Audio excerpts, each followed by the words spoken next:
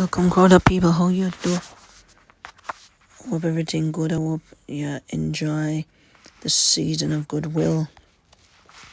And as we wrap up this year, just want to talk about some things where, it's difficult to talk about because we know that many of us, if not all of us, who definitely come on this channel, we love the island of Jamaica. I've traveled, and there's something about Jamaica. It really is beautiful, and food, and generally the people give you a warm spirit. But we have to face facts. And the facts we have to face about is this murder thing. And people don't want you to talk about it. People talk about this diplomat guy, well, Lincoln say my diplomat will come and say he will never be traveling back to Jamaica again. Okay, no problem. If you're the uptown, I live a little life, I go supermarket, go buy vegetable, you never even experience Jamaica, my friend. You understand? But for the rest of us who know we have to go to market and go a farmer next door and say, well, go on, you have no sweet pepper. It's a different thing when us Jamaica no stay like that. But go talk about the violence thing. I'm going to put up some statistics. And we really have to talk about it. But can't borrow Eddie Nice and people. It's not a hatred for the island people always say, oh, you can't talk down your island, you can't talk down the thing. You talk about positive, but we have to be positive, yeah. But we need to deal with the crime. The crime is not normal. So if you look on the first piece of information slide we put up, Jamaica currently has a population of around about just under 3 million living on the island, because it's always been said that more people live off the island than those that live on the island. And if we start to look at what really are going courtesy of the jcf.gov.jm, which is the Jamaica Constabulary Force's website, we can see that last year we had 1,308 murders. The year is not yet ended, and we are already at 1,439. Remember, virtually the last 2 years have been a pandemic. So even with people being on curfew, people being quarantined, and some people not being able to move around, we still manage to increase murders. And people say, oh, then, well, in a matter, the first time me get robbed is when me go America. The first time me get robbed is when me go England. Well, let's talk about that. Let's talk about the chances of you getting murdered in any country. No, don't get me wrong. We're not silly people. When your time comes for dead, you're so dead. Anyway, if you're dead, that day you got dead. We pray and we hope that it's all by natural causes. Nobody wants to go out before their time, and we want to spend time with our family. We want to contribute to the earth, contribute to the planet. And when it's with time go, we go of old age. Nobody wants to die of sickness. All things go without saying. We don't have to talk them things there. But when a man now say, well then, first time you get robbed, sometimes you have you get robbed at New York. Like New York compared to Jamaica, how many million difference is it? Let's talk about the homicide rate in Jamaica from 2014 to 2020. The number of homicides per 100,000 people. So, you have 100,000 people, how many people likely to die? Well, since 2014, it has risen from 36 people. 2015 went up to 45. The highest so far has been in 2017, where 55 people passed away due to homicides. And currently it's at 46 per 100,000 people. Think about that. So to have 100,000 people, you can't count 50, call it a 50 we go drop. I could check a foreign. Check a foreign and see what's going on over there. So, 100,000 people In the year 2021, so 2020, 2021, there were 600 homicides in England. The year before, there was 716.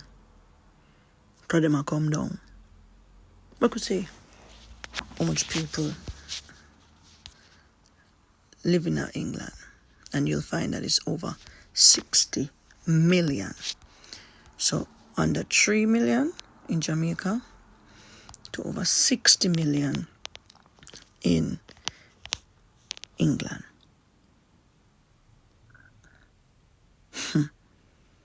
It no look good. So make we see how we fear against we neighbor them.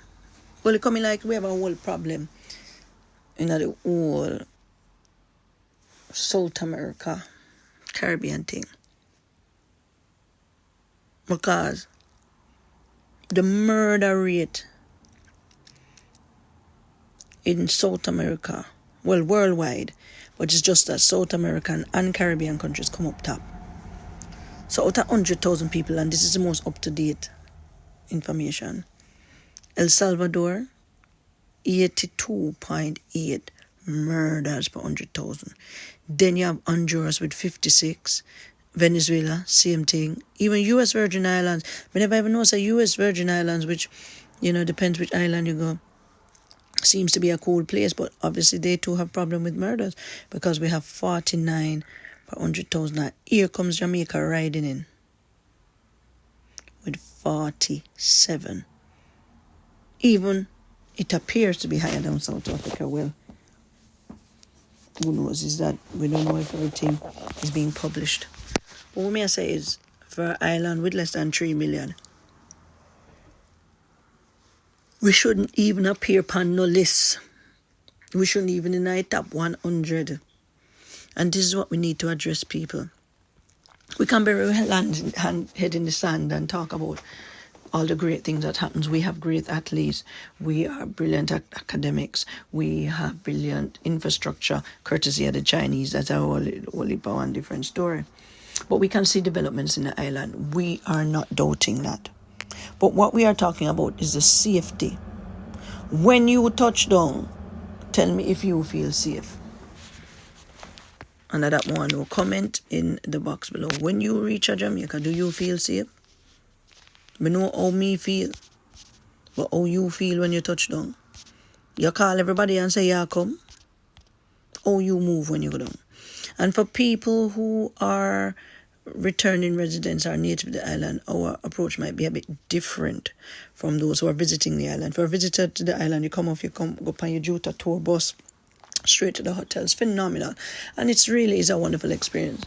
But for those who, probably have a house here or stay with relatives and so, how you feel when you touch down? You feel safe? We see little rural communities being overtaken by criminals coming from the cities, going in there, hiding out in these rural communities. Nobody wanting to say anything. Nobody knows none. And that's how them run them thing. Everybody seems to know none. The latest in the news this morning, a 10-year-old girl was murdered in central Kingston. It's reported that a relative smelled petrol or gas being thrown on the roof of the house and go out and start going out battle with them. And when you look when them gone, the 10-year-old get shot. I mean, we can't just take them thing and just say, well, this gang thing are gone out of control. And you don't know, people will say, if me not get caught up in that. But you don't know. I have friends, I have relatives who have been taken out. Who not deal with no. Would I say, well, wrong place at wrong time? Why should you be in the wrong place at the wrong time? If you go eat out or you go, why are you in the wrong place at the wrong time? Why you can't just eat out like as you would? No, we know people die everywhere because of unfortunate circumstances. But every day you can guarantee when you wake up, the small island of Jamaica, as much as you see something good in the reggae bars or something going good like that, you can't guarantee how much people dead today. It's just like you can't ask how much people dead today. Look at the hundreds of people murdered inside church, outside church like there's no safe haven. People are come for you anyway them ready. And it's what I'm saying. How long can we really continue and not really address these things? Even in a pandemic, murders have risen. And may I tell you what is going to happen? It can't continue so. People go down, them a build up one little house, them a try to do better. When you look, them dead. Where can we feel safe? In Southfield, that's the two Chinese people, them get murdered. Them go in a shop for them. Then couldn't just rob them and left them. Them have to shot them too. Why? Why you have to shot them? You done rob them already. Why you have to shot them? People, we can't talk all we want, but the crime is too much in the island. For a nation of less than 3 million on the island, we don't know, so Jamaica probably have tripled that outside of the island, but we are talking about those who live on the island. It can't be right. You can't positive way your thing, positive talk your way out of this. We have to address it. We have to deal with the crime.